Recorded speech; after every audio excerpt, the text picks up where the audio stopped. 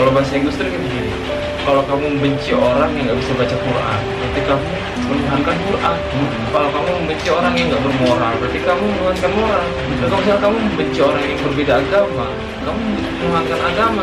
Kalau kamu membenci orang yang orientasi seksualnya berbeda, preferensi politiknya berbeda, berarti kamu menuhankan bukan Allah.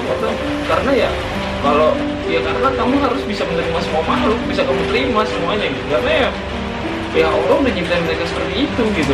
Nah, iya mau nggak mau kan kita harus bisa menerima semua makhluk yang ada di bumi sebagai bagian dari kita menerima hadirnya Allah. Iya lah, nggak bisa kita menerima hadirnya Allah tanpa kita menerima hadirnya manusia.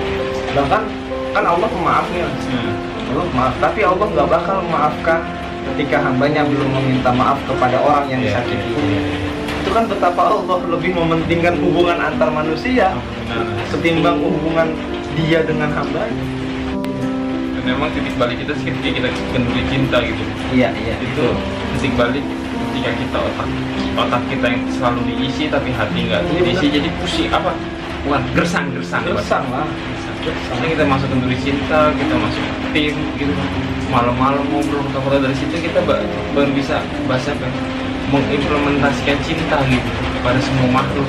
Tanpa pandang dulu siapapun, bahkan pada jin, pada iblis harus mencintai, kan keren itu cara. Makanya kanan setiap ada orang kesurupan, sama dia nggak dibacain, atau dibacain pulhu, bacain ayat dilus-elus. Siapa namamu? Ini kasihan yang punya badan kecapean. Ayo keluarlah, kasihan gitu men. Titik balik kita dari sini. Jadi kita bisa toleran kepada orang yang intoleran gitu. Iya, itu kan keren. Itu kayak Nabi Muhammad banget bro. Kita yang diajarin Nabi saudara lo. Jangan bicara agama dulu kalau yang kayak gitu-gitunya yang sepele kayak gitu itu nggak bisa gitu. Ini kan Nabi betapa dia dilempar tai orang, tai manusia gitu, kotoran, tapi dia tetap memaafkan. Ya, kalau misalnya Nabi nggak maafin tetap apa ngebahas dengan melempar kotoran lagi, bedanya Nabi sama itu apa? Mau mereka musuhnya? Kan ini penting gitu loh, bahwa kalau ada orang misalnya ngejudge kita A, B, C, D, ketika kita balik ngejudge mereka, kita sama aja sama mereka gitu. Ada bedanya gila. Tidak ada toleransi terhadap pelaku intoleran. Nah, terus bedanya kita sama mereka. Kita malah kan kita. Iya, tidak ada toleransi terhadap pelaku intoleran. Sama-sama intoleran dong. Harusnya kita gabung masuk ke mereka, kita ajak diskusi gitu, bahwa ternyata tuh ada perspektif yang berbeda dari mereka di hidup ini gitu. Perspektif gak cuma satu, beragam gitu. Karena apa kata-kata senior gue gini, waktu gue diskusi lupa waktu gue baru masuk kampus, di kebenaran absolut itu adanya di langit. Dan ketika kebenaran itu sudah turun ke bumi, itu sudah apa sih namanya, kebenaran itu sudah menjadi relatif gitu, sudah tercampur dengan perspektif, persepsi dan asumsi manusia, kan udah gak murni karena udah tercampur oleh akal manusia yang terbatas gitu. Jadi kebenaran absolut itu di langit. Jadi kita kebenaran relatif. Jadi kan nanti di akhirat baru absolut baru itu tahu yang mana yang benar yang salah. Makanya Rumi itu pernah punya puisi gini, pada mulanya kita adalah cermin yang satu, tapi kemudian cermin itu dikempaskan ke bumi dan retak, dan kita adalah serpihan-serpihan cermin itu. Jadi cermin itu kan adalah satu kesatuan antara Tuhan semesta dan kita nih. Nah ketika Tuhan itu menciptakan kehidupan, itu kaca seperti dihempaskan ke bumi, hancur kan ke lantai. Nah kita adalah bagian-bagian kecil dari cermin yang satu itu. Jadi ngapain ngerasa besar gitu kan? Biasa aja. Karena gini mas, yang bahaya itu sebenarnya bukan pemikiran itu sama sekali nggak ada yang bahaya. Pemikiran nggak ada. Yang bahaya itu adalah ketika pemikiran itu output dari pemikiran itu menghancurkan ketertiban umum, merusak tatanan sosial, itu yang bahaya. Ya, kenapa HTI dibubarkan? Itu ada perspektif yang bilang bahwa HTI ini dalam pemikirannya itu sudah mulai mau mempraktekkan gitu, dengan doktrin sana, doktrin sini, dan udah siap ketika nanti udah gede makar jadi lah. Jadi itu lebih bahaya. Ya bahasanya pemerintah adalah melakukan pencegahan gitu. Iya, dan kenapa kok FPI malah nggak dibekukan? Karena belum bahaya. Iya kan? Iya. FPI belum terlalu bahaya. Ya ketika memang nggak bahaya sebenarnya. ya emang nggak bahaya. Jadi ketika misalkan FPI itu rusuh ya ditangkap lah yang rusuh itu kan. Jangan FPI dibubar. Iya. Ibaratnya lu punya piring itu masukin kotoran satu biji, jadi pijain piringnya, kotorannya aja diambil. Iya, bersihin. Tolak. Gitu. Tapi ya gitu sih, pro kontra juga. Dia ada sebagian juga yang nggak sepakat HTI dibubarin, tapi gue juga ada sepakatnya, ada nggak sepakatnya sih. Nggak sepakatnya adalah ketika ini kenapa dulu HTI itu diresmikan gitu loh. Kalau pengen dibubarin, Kalau pengen dibubarin, kan ibaratnya kalau misalnya mereka pengen resmikan kan kita bisa lihat dulu nih falsafah dasar, ada ART-nya lah, ada ART falsafah organisasinya itu apa, seperti apa gitu. kok malah kemarin diresmiin sebagai organisasi tiba-tiba itu dibubarin. Yang mendingan dari awal nggak usah bos. Apa mungkin dulu belum paham kali kita ya? Ya mungkin apa itu HTI ya kan, yang penting ada organisasi ya kan, ada tanda tangan mungkin lah, tapi kan nggak tahu lah. Iya. Apa bahasanya? Umumnya organisasi itu kan tingkat nasional, tingkat regional gitu ya, tingkat kota, cabang. Dan setiap tingkatan itu kan ada ketuanya. Kalau di HTI itu nggak ada mas, langsung jubir. Apa namanya? Itu Ismail Lisanto. Nggak ada ketua karena mereka kan khilafah. Ketuanya nanti nih. Belum punya ketua mereka. Belum punya ketua, jadinya jubir aja di sini. Jadi itulah. Dan emang kerennya HTI sih mereka ngajak dialog sih buat itu, nggak pakai kekerasan. Keren HTI ya. Masuk kampus gua mas sebagai dosen, dan itu dosen gua HTI. Itu kan keren gitu. Dosen komunikasi massa Lah ya. yang di anak-anak mahasiswanya tuh suruh nganalisis komunikasi massa. Jadi dia ambil semua contohnya dari dia gitu. Brosur HTI, terus websitenya dibuka pakai Infocus, sekalian promosi. Gila sekalian promosi. Pinter juga. Pinter itu kan strategi marketingnya kita kalah marketing kita, harus kita akui lah, kita strategi marketing kita kalah orang mereka orang itu berarti bisa membuat orang-orang itu fanatik, rela lapar, bisa rela benar-benar jadi militan, martir itu kan luar biasa gitu. Kenapa kita nggak belajar dari mereka cara merekrut orang kayak gitu? Kita malah kayak iri ya. Itu kan kita kalah strategi sebenarnya. Iya, dan harus cari tahu gimana strategi mereka bos. Iya. Jangan malah orang-orang HTI mau belajar agamanya kurang ya, itu bukan bentuk kita, bukan bentuk apa bahasanya, bukan bentuk wujud nyata kita untuk bisa melawan HTI gitu. Melawan HTI harus dengan tindakan. Apa tindakan kita? Masuk ke media sosial. Ya, sekarang udah mulai nih. Sekarang hikmah dari corona tuh udah mulai. Kiai-kiai, ustadz-ustadz pada ngaji online. Ya kalau misalkan cuma bisanya menghakimi ya kapan selesai bos? Ya, kita sibuk menghakimi, mereka sibuk menyebarkan ide. Ya makanya mereka yang menang. Iya gitu ya, kalah ya kita. Mereka pidato atau bisa ceramah, kita menghakimi ceramah mereka. Mereka ceramah di sini, kita menghakimi. Lah kita kapan ceramahnya gitu loh. Itu sampai banyak ustadz yang kemarin siapa sih yang Evi ya, yang baca Quran aksa nggak jelas gitu. Nggak jelas parah sih. Itu kok bisa begitu ya? Karena kita sibuk menghakimi mereka. Kita nggak sibuk turun ke masjid, turun ke musola gitu. Iya. Dan kita apa ya? FEFND ini bagi gua dia cuma semacam humas Islam untuk menyampaikan kebenaran Islam ke kalangan anak-anak muda supaya dapat mudah dicerna. Semacam humas aja. Nah, dia salahnya terlalu jauh menjelaskan agama. Iya, ngerasa pede, nggak ada punya makhluk, dia ada punya makhluk pengikut. Udah punya pengikut, punya umat, akhirnya kepedean dan kajian-kajiannya semakin dalam yang itu dia nggak menguasai gitu. Sebenarnya nggak masalah kalau dia menguasai sih. Ajarin aja tentang tauhid yang gampang itu. Tauhid itu adalah mengesahkan Allah. Iya. Gampang, tentang sabar, tentang keutamaan sedekah. Jangan justru hal-hal yang bisa menimbulkan konflik kayak hadis nisfu saban mah cacat, tapi cacatnya nggak lu jelasin kenapa cacat gitu. Ya harusnya dijelasin, oh sanadnya ini ada yang terputus di sini, itu kan enak. Lu asal ngomong cacat gitu, itu kan berarti dia ngomong yang bukan dia kuasain gitu. Karena FFN dia masih latar belakang pendidikannya Persis bos. Hah? Persis. Enggak, itu Persis kan organisasinya, latar belakang pendidikannya. Enggak pesantren, dia kan ada di media online mana gitu. Dan S1-nya apa? Belum tahu deh, pokoknya pas ditanyain belajar agama dari mana dia otodidak aja. Keren sekali tadi. Guru saya langsung Rasulullah Sama sahabat ya? sama sahabat, karena orang-orang pinter agama sekarang mah pada sombong-sombong, rariweh katanya. Belajar sama orang-orang sekarang mah. Jadi mending langsung belajar sama Rasulullah. Udah kayak wali. Itu kan. Tasawuf bibit ahin, tapi ini kan kalau tasawuf saya gak penting lah ya kan. Oh, Enggak, maksud gue gini loh, ada benernya juga ketika Effendi ngomong orang-orang pinter agama saat ini adalah orang-orang sombong kan. Ya bener ya. Gila sombong. Ya karena kesombongan kita yang nggak mau ngasih tahu dia akhirnya naik panggung. Ya udah gue naik panggung aja lah. Gue yang ngerasanya nggak sombong ya kan mungkin dia. Iya ngerasa nggak sombong juga bagian dari sombong sih sebenarnya. Kira gue mah nggak sombong, gue punya ilmu, gue mau share gitu punya ilmu. Kira dia naik panggung. Dia kan gila loh. Jangan sombong lah kalau punya ilmu lah. Bagi-bagi. Iya, maksudnya jangan jadikan ilmu sebagai alat untuk membuli, menghakimi orang lain. Itu sama aja dengan intoleran ya. Intoleran Intoleran lah, nggak bisa menghargai orang lain gitu. Bisa hargai, kalau kurang tambahin. Gitu.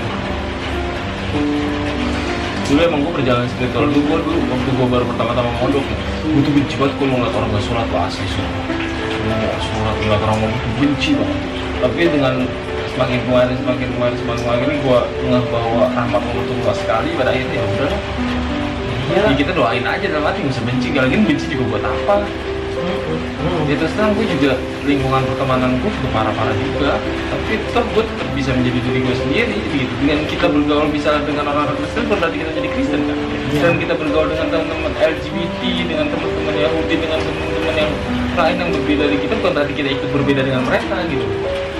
Iya, ibaratnya ketika kita masuk ke kandang ayam gak otomatis kita jadi ayam lah. Iya Gitu. Iya, semua dari diri kita sendiri juga sih, tidak binafsik gitu. Jadi dimulai dari diri kita sendiri, kita tuh mau jadi apa. Ketika kita masuk untuk apa gitu, kita passing over gitu ke tempat yang beda kan, itu kan kita harus tahu dulu tujuan kita apa.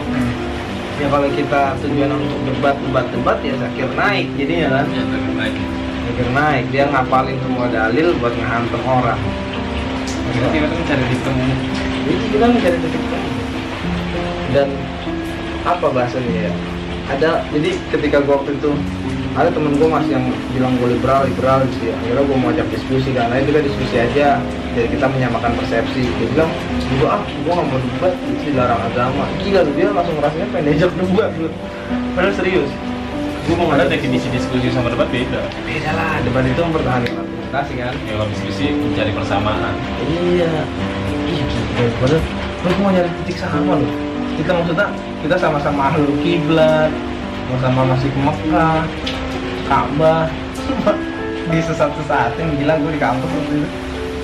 gue juga pernah dulu waktu gue di kampus ada teman gue pas pertama kali gue ngeliat gue sholat kaget wih si Mispo kira sholat juga gue baru ngeliat dia sholat ada teman gue yang ada sama gue ya emang dia sholat mulu buat sholat mulu ya emang dia sering sholat gitu pas sholat mulu kan soalnya gue sholat gak pernah bolong-bolong gitu loh karena gue juga suka bolong-bolong terus akhirnya iya gue baru ngeliat dia sholat tuh ya tempatnya jadi banyak orang-orang yang ngejudge gue udah nggak sholat, udah misalnya nggak puasa, atau misalnya udah malas baca Quran karena gue lebih sering ketika gue baca Injil. Jadi banyak suka ngejudge begitu. Mereka nggak mau bahasanya tabayun tuh guanya nanyain kenapa sih alasan lu seperti ini, alasan lu seperti ini kenapa? Kalau gue sih secara gue pribadi ya gue kenapa begini emang gue nyaman.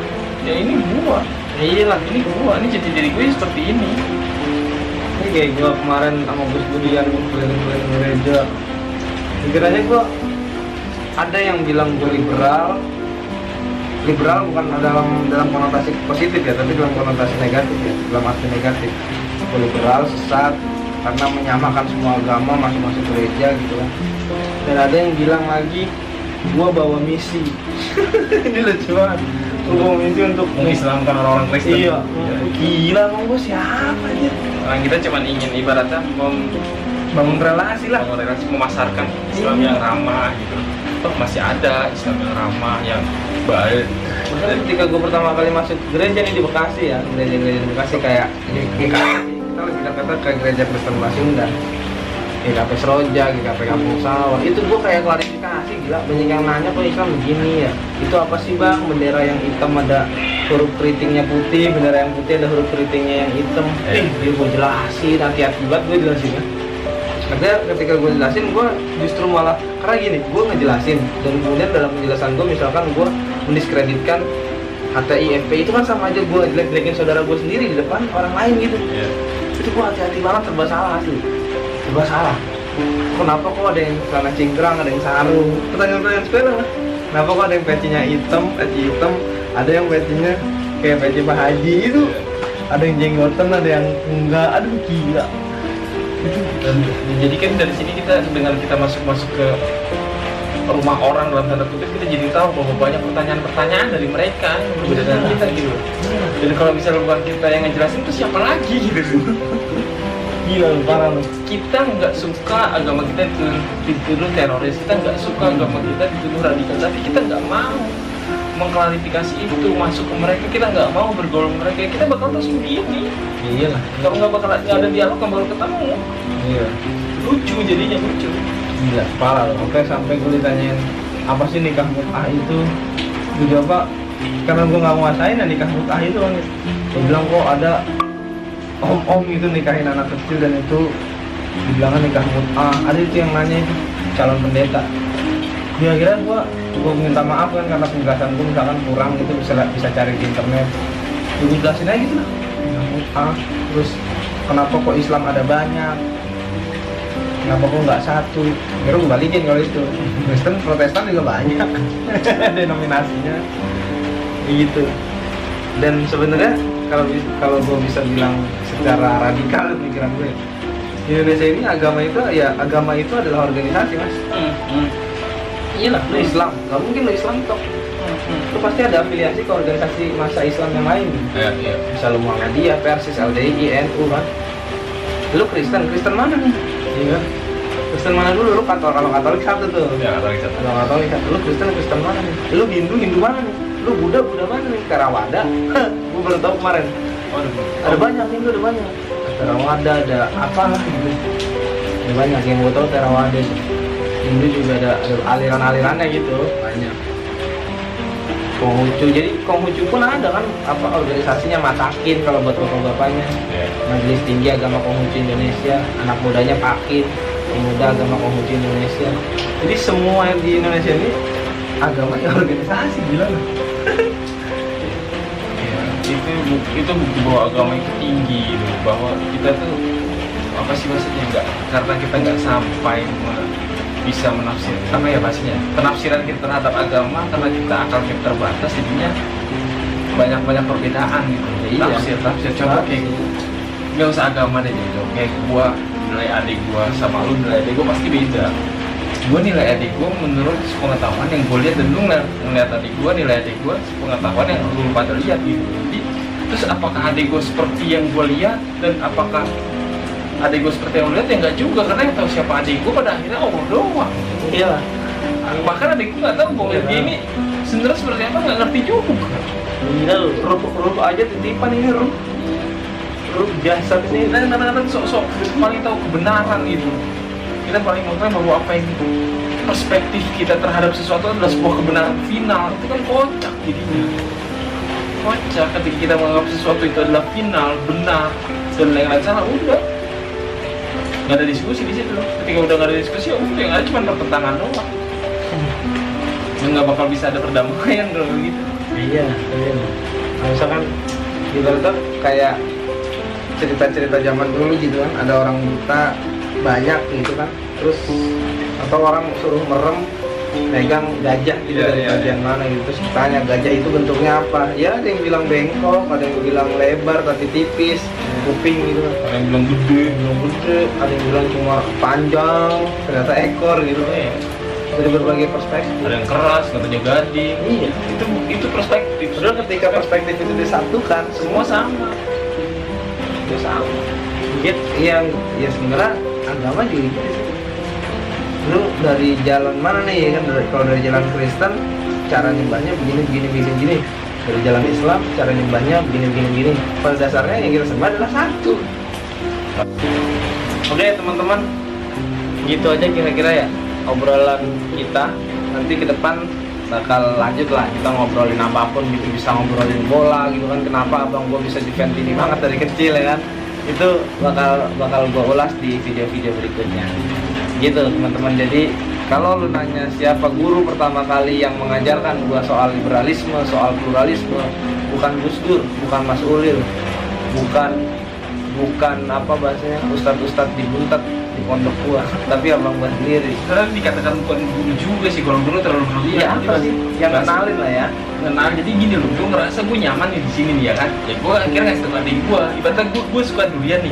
Durian, lu cobain dulu durian nih enak kayak gitu, sebenarnya lebih seperti itu. Ini cobain nih apa yang gue rasain enak, nyaman, dan ternyata nih gue merasakan hal yang sama. Ya udah. Cuma kan cara kita berdakwah di atas pemikiran kita beda kan. Beda. Dakwahnya kita beda banget. Dan gitulah apa namanya, nanti kita bakal ulas lebih dalam lagi di video-video berikutnya di segmen obrol-obrol. Dan jangan lupa subscribe, like, comment, share biar kayak youtuber yang lain nih. RLGT.id, YouTube RLGT.id channel. Oke, terima kasih. Wassalamualaikum warahmatullahi wabarakatuh.